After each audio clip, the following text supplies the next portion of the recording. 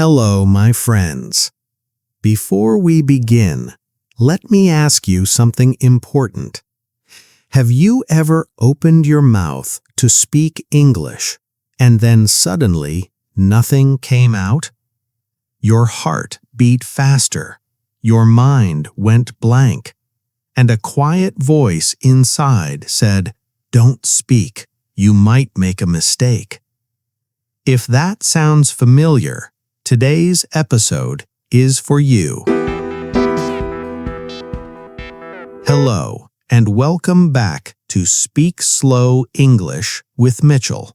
My name is Mitchell, and I'm here to help you speak English more calmly, more clearly, and with more confidence, one slow step at a time. Today, we're talking about something very real, something very human. We're talking about fear, the fear of speaking English, and how to gently build real confidence. So take a slow breath with me, and let's begin. Understanding the fear. Fear can feel heavy. For many learners, it's not just nervousness, it's deeper than that. It feels like being frozen, like your words are trapped inside you, like your body is saying, "Stay quiet, it's safer." If you've felt this before, please know this: you are not weak, and you are definitely not alone. So why does this fear appear? Let's look at some common thoughts. Maybe you think, what if I say the wrong word? Or what if my grammar is bad? Or even, what if people laugh or judge me? These thoughts shrink your confidence.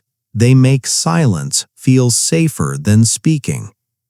Another very common fear is this: what if they don't understand me?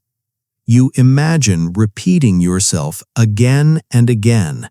You feel tired before you even speak, so you choose quiet instead. And then there's this thought: what if I sound strange? Maybe too slow, maybe too different, maybe not good enough. And especially, you hear your accent. You compare it to native speakers and think something is wrong.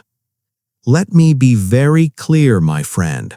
Your accent is not a problem. Your accent is your story. It shows your journey, your courage, your effort. An accent means you speak more than one language. That is something to respect. Thoughts are not facts.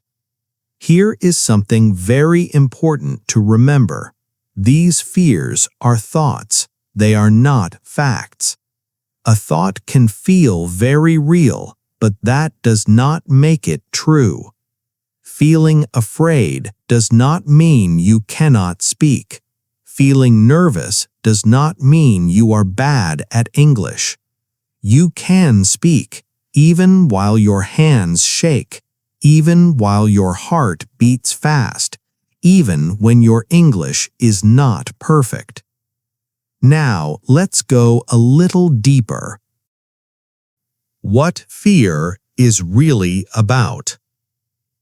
Fear is not really about grammar. It's not about vocabulary. And it's not about knowing enough words. Fear is about confidence. Confidence is not loud. It's not fast. And it's not about sounding perfect. Confidence is simply believing, even if I make a mistake, I can still try. Inside your mind, there may be a small voice that says, "Be careful, don't speak, you might fail." That voice is fear. But here's the key idea of today's episode. Confidence is built. It is not something you wait for. Think of confidence like a muscle. If you use it gently every day, it grows stronger. If you never use it, it stays weak. Every sentence you speak, even a small one, is exercise for that muscle. And here's something surprising. Fear is not always bad. Fear often means you are learning. It means you are stepping into something new. It means you are growing. If you never feel a little afraid, you may be staying too comfortable. Growth lives just outside your comfort zone. So when fear shows up, don't stop. Say quietly to yourself, "I can feel fear," and still speak. Building real confidence. Now, let's talk about how to build real confidence.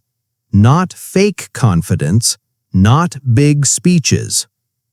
Real confidence grows slowly, like a small plant. It needs time, care, and patience. Here are some simple strategies that truly work. Step 1. Start small. Stay consistent. You don't need big actions. Small actions, done often, are more powerful. 1 minute of speaking each day.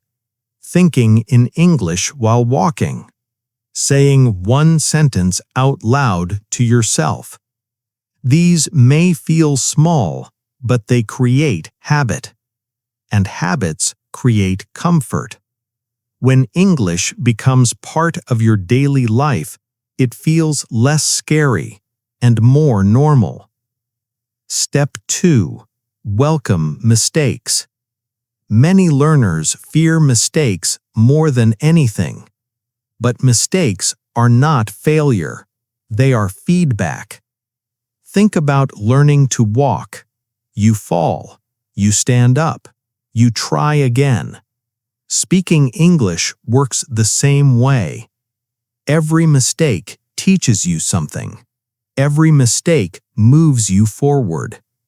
Don't aim for perfection. Aim for progress. Step 3. Don't wait for confidence. Many people say, "I'll speak when I feel ready," but that moment may never come. Confidence does not come first. Action comes first. You speak, and then confidence follows. Confidence is built one sentence at a time, one brave moment at a time. Step 4. Be kind to yourself. This may be the most important step. If you forget a word, it's okay. If you feel nervous, it's okay. If someone doesn't understand, it's okay. Speak to yourself gently. Say, "I'm learning. I'm trying. I'm improving." Self-kindness is fuel for confidence. Real confidence is quiet, steady, and kind. Confidence killers. Now let's talk about what destroys confidence. The first killer is comparison. When you compare yourself to others, you forget your own journey. You don't know how long they studied. You don't know their path. Compare yourself only to your past self. Ask, "Am I better than last month? Am I trying more than before?" If yes, you are growing. The second killer is negative self-talk. That inner voice that says, "You sound bad. You can't do this." That voice is not truth. It's just noise. Talk to yourself like a friend, with patience, with respect. The third killer is staying too safe. Only speaking when conditions are perfect stops growth. Try gentle challenges, a hello, a short message, a simple question. Small risks build strong confidence. Confidence is like a young plant. Protect it, water it, give it time. Be proud of your progress. Celebrate small wins. Speak even when it feels uncomfortable. Thank you for listening. Thank you for learning with me. This is Speak Slow English with Mitchell. Keep learning, keep speaking, and keep believing in yourself. See you next time.